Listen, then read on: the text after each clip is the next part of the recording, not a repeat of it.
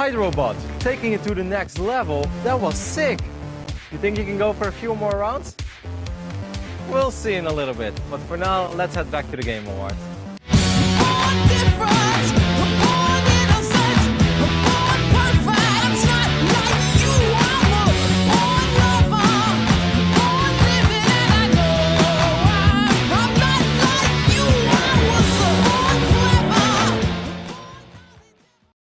Like at least 10 of you, I sat down Thursday evening to watch Jeff Keighley's The Game advertisements, the annual tribute to money and bombast in the video game industry, but mostly the money. There were some awards and some announcements and stuff, but I was there mostly to just be cynical and anti-corporate and just angry, like you've come to know and love from yours truly. But then I saw something wonderful, something beautiful, something inspiring. I saw, in all its blue, muscular glory, the chic Hydrobot.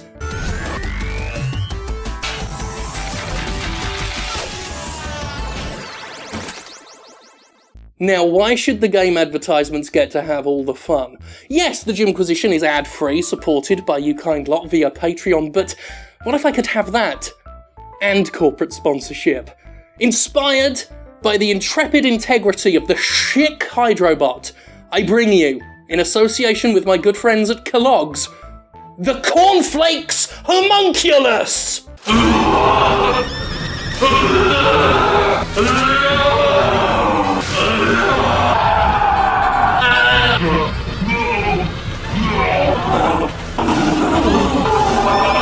Almost 40% of all games on Steam were released in 2016. I've got an intro I wrote leading up to that fact, but I had to go back in writing and state it right at the top because it needs to be front and bloody centre. In fact, let's say it again, and as I say it, truly let this shit sink in. Almost 40% of all games in Steam's entire fucking library were released in 2016.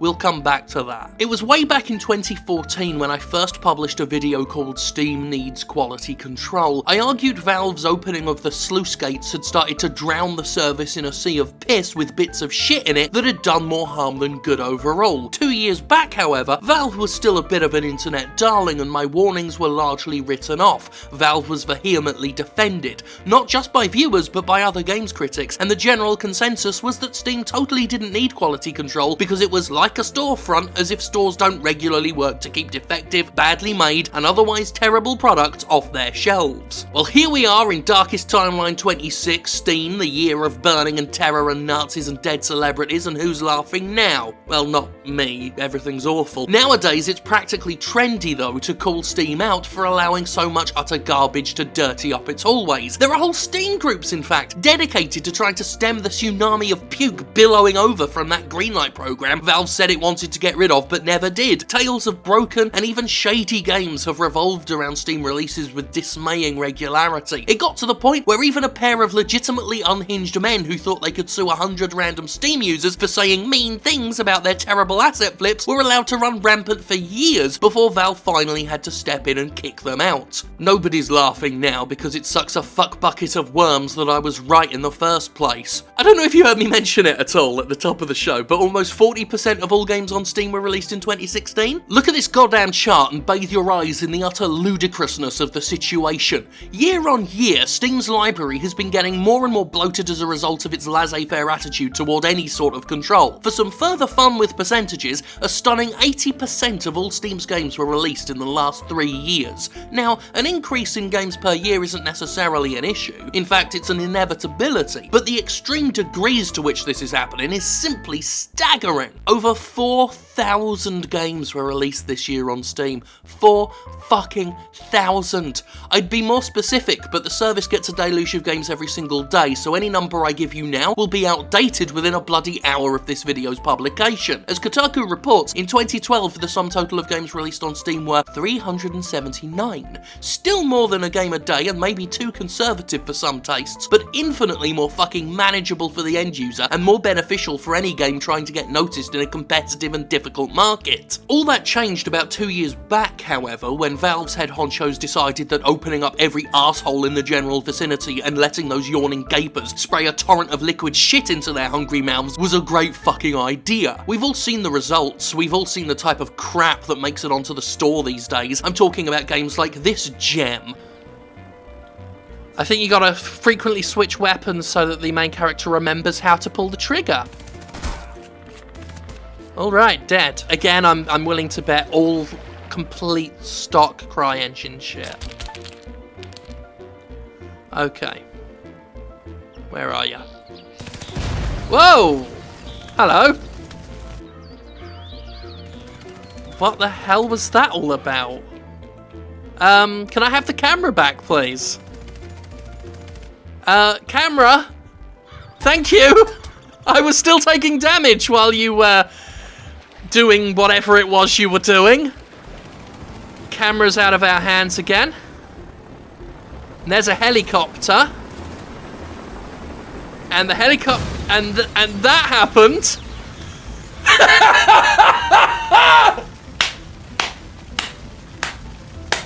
I'm talking about the more than 20 games Digital Homicide was able to pump out in less than 2 years before Valve stopped them for reasons other than being pure pollution. I'm talking about games that launch with missing executable files, lacking the most vital fucking component to their operation, and that's happened multiple effing times in the past few years. I'm talking about games that launch with basically no clitting content whatso-frigging ever. I'm talking about games that were literally stolen from other developers. I'm talking about games that were not actually made by the alleged developer, but purchased whole cloth from an engine's asset store and simply re-uploaded in what is now popularly known as an asset flip. I'm talking about Warner Brothers games. How the fuck do those charlatans keep getting on there? Once, long time ago when we was fab, it actually meant something to have your game on Steam. It was a sign that your game had something notable going on, was worth paying attention to, had at least some potential vetting going on. Now, it's a free-for-all. It means less than nothing from a credibility standpoint. So you're on Steam. Big whoop. So's this 9 frames per second abomination. That's what you're sharing shelf space with.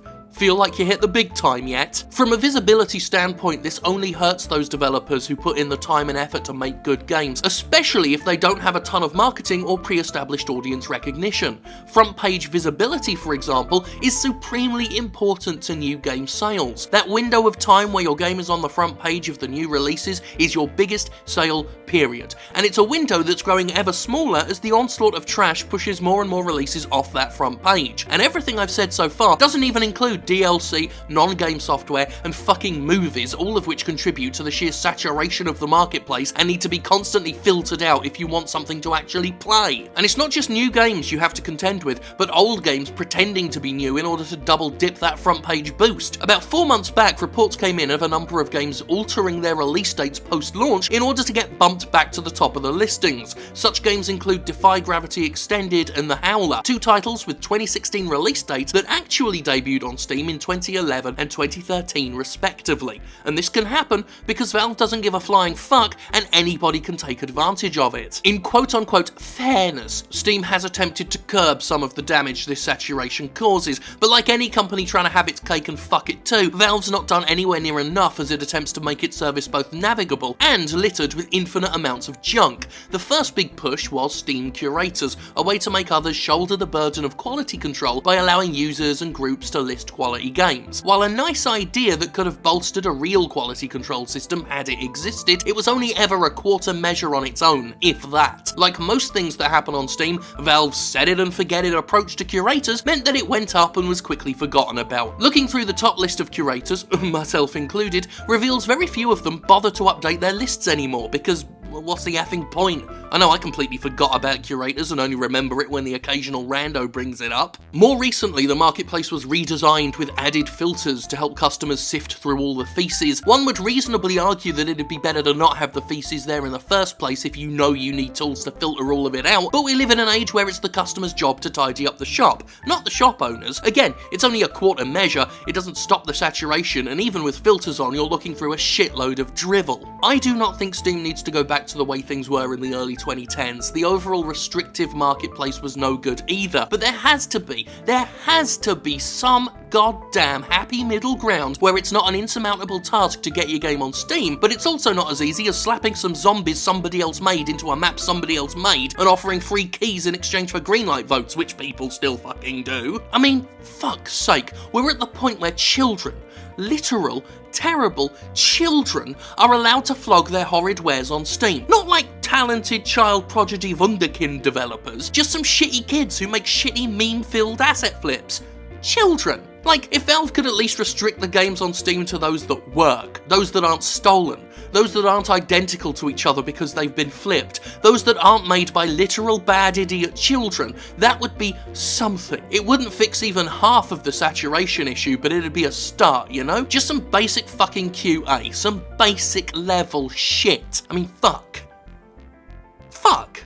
And for those who still defend this by claiming Valve's just a storefront and it's not a store's job to regulate quality control, which remains the primary argument Steam's defenders use, allow me to use the argument I used many years ago on the Co-optional podcast. If Toys R Us got in a shipment of teddy bears and those bears were full of, I mean full of cum, do you know what Toys R Us would do? Aside from sue whoever sent them, they'd burn those jizzy bears, because no shop wants to sell bears full of cum unless it's an incredibly specialised store, which Toys R Us isn't, and they'll exercise a little something called quality control, or another obscure concept called a shred of fucking dignity in order to avoid selling jizzy bears. Or I could just point out that Walmart, one of the biggest retailers in all of history, routinely decides what it will and won't sell according to whatever value system it's scraped together from its otherwise twisted and malevolent corporate culture. It won't stock games rated AO by the ESRB, for example, because it has that standard in place. Steam needs to get some fucking standards and stop selling bears full of cum.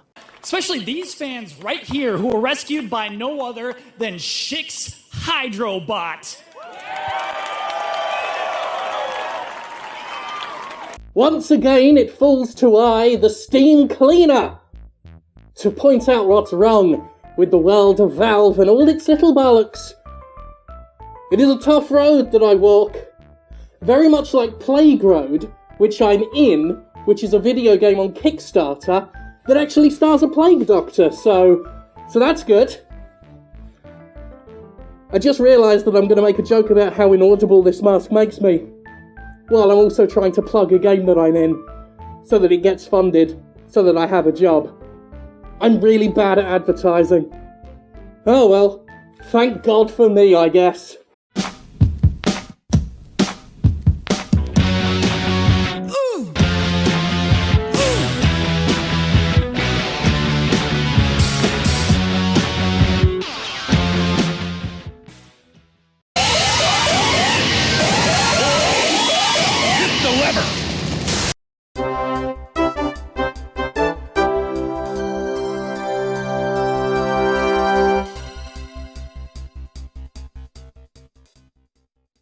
Well, pound my hole, it's time for Fuckin Army news. That's all the news that's fit to make you say, Fuckin Army. And if you watched Jeff Keighley's game advertisements this past week, then you saw this one coming.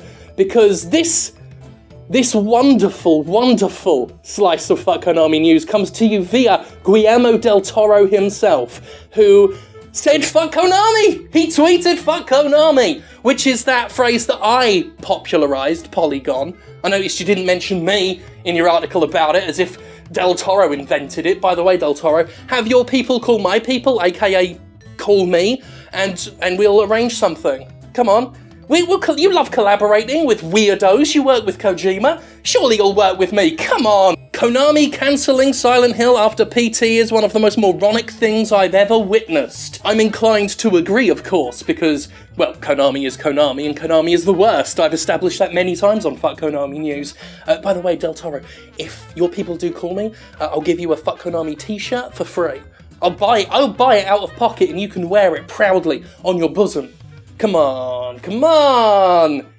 You fuck Konami, I fuck Konami. Let's fuck Konami together, shall we? Del Toro's tweeting was in response to Hideo Kojima winning some award at the game advertisements. It was like Lifetime Achievement, Person of the Year, one of those things. After Jeff Keighley gave a speech so beautiful, so romantic, that I thought they were going to kiss there and then on the stage, which I'm kind of disappointed they didn't. But Kojima came out and talked about what a hard year he's had and how he thought everything was over, basically suggesting that Konami really did do him proper dirty, which sucks. It just sounds like Konami being Konami, really, but I'm happy for Kojima that he's free and that he's working on Death Stranding, which just looks fucking weird, though not quite as weird as what the Schick Hydrobot did that night. Enjoy that while I go off and fuck Konami. Not literally. Great work, Hydrobot. Can I... Ow. Hydrobot at it again. Enjoy the rest of the Game Awards, everyone.